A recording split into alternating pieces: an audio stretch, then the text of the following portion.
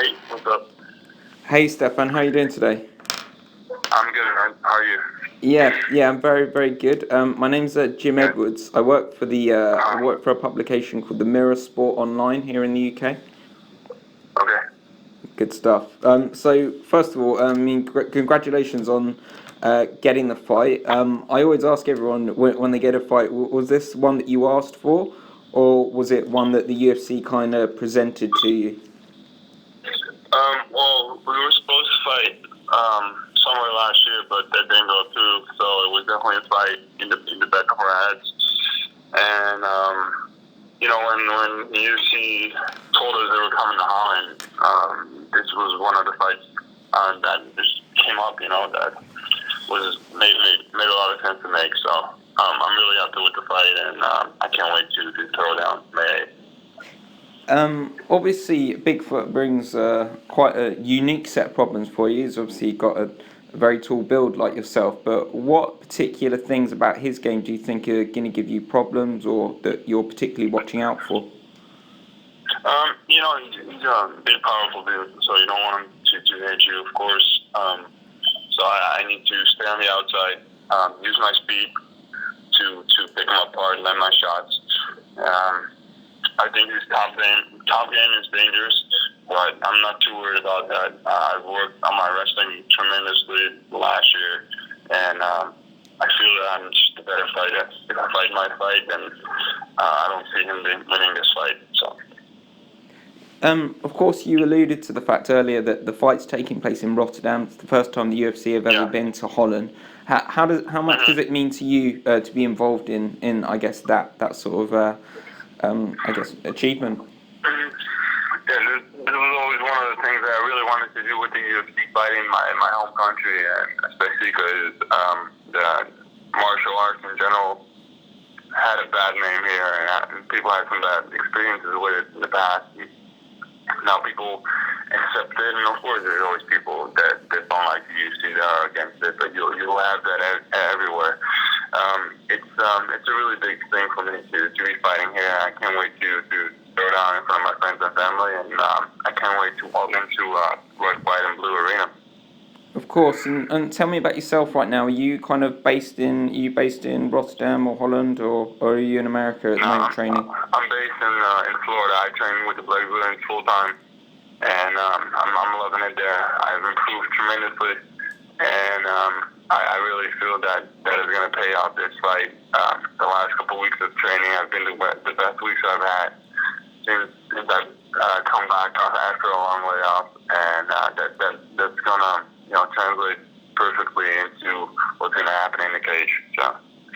Yeah, and tell me about the heavyweight division at the moment. It's obviously, it's really heating up at the moment. We got the title fight at UFC 198 between Stipe and Fabricio, and then obviously the month before, you've got Rothwell versus Junior Dos Santos, and even at the main event in Rotterdam, you've got Alistair and Andre. So where do you kind of where do you kind of believe that you belong in that kind of heavyweight mix?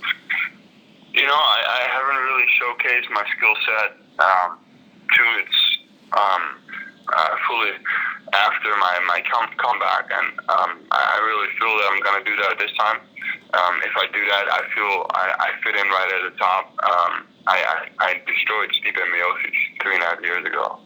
I know I got the potential to win a world title, and that's exactly what I plan to do, work my way up to be a top contender again. And now with USADA too, you see so many guys with massive changes in their body type. They look so different, and I'm really enjoying that because I've always been clean and fought clean and just from the West End. I'm just really curious how it's going to pay out. There's a couple guys at the top of the division right now who nobody would think they would be at the top of the division, just a couple of years ago. So it's a lot of fun, and I'm still very young, and my best years are coming up. So I fit right in the top if I fight to my potential. And obviously, you said you're quite young, but you've obviously been fighting the UFC for quite a number of years now. You've alluded to the fact that you think that the USADA is going to make a massive difference coming in last year. Do you think anyone in particular that you fought previously might have used performance enhancing drugs? There are so many guys in the UFC that were on it or are on it or have to get off it now because USADA can show up every single day of the week. You know, it's a big change, and I like it a lot because I've never used anything to enhance my performance like that. So, you know, we'll see how that plays out. So far, I've really been enjoying that. So. And you've had a few. Obviously, you've had your medical problems in the past. Can you briefly just describe kind of what problems you did actually have in the simplest terms for someone that hadn't really been aware of your past?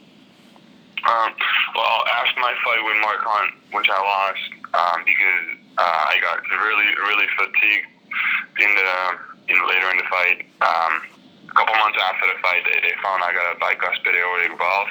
That means that my aortic valves got 2 leaflets instead of 3, and that's causing some regurgitation into the heart with every heartbeat. And I only had 60% output at that point. Yeah.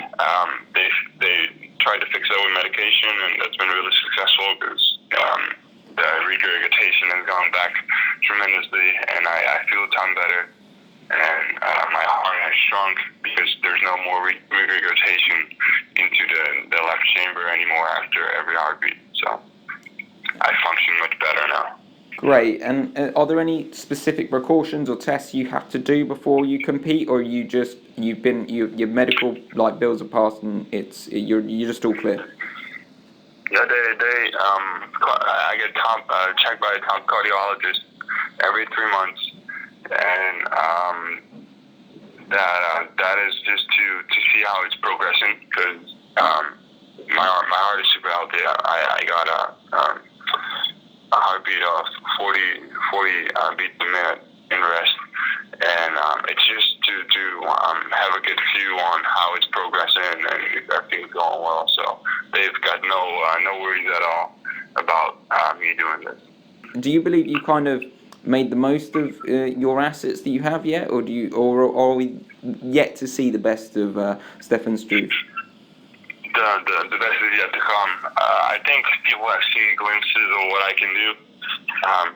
Even when I had that problem with my heart, it was hard to show my full potential.